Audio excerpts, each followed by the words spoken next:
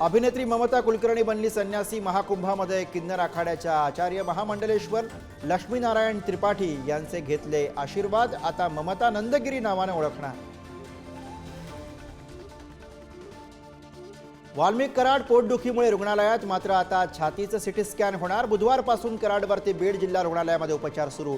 तर जेलऐवजी हॉस्पिटलमध्ये राहण्यासाठी वाल्मिकची नाटकं, सुरेश धस यांचा आरोप।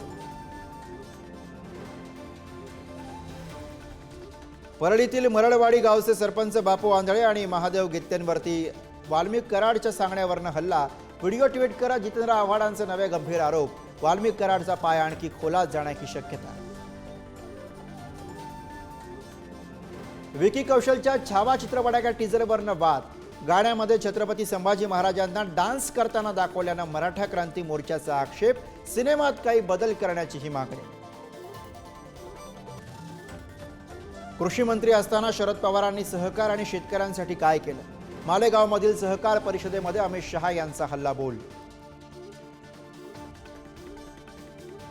पालिका निवडणुकांमध्ये महाविकास आघाडी फुटण्याची शक्यता। अंधेरीतल्या मेळाव्यामध्ये ठाकरेंचे स्वबळाचे संकेत।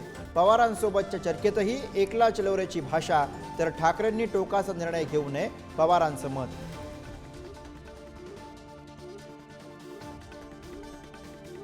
वाल्मिक कराड पोटदुखीमुळे रुग्णालयात, मात्र आता छातीचं सिटी स्कॅन होणार। बुधवारपासून कराडवर बीड जिल्हा रुग्णालयामध्ये उपचार सुरू।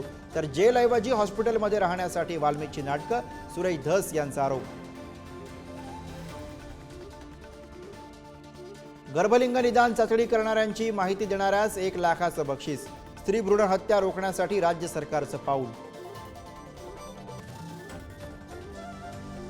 एसटीच्या तिकीट दरात 15% वाढ। तर मुंबईमध्ये रिक्षा टॅक्सीच्या दरात 3 रुपयांची वाढ।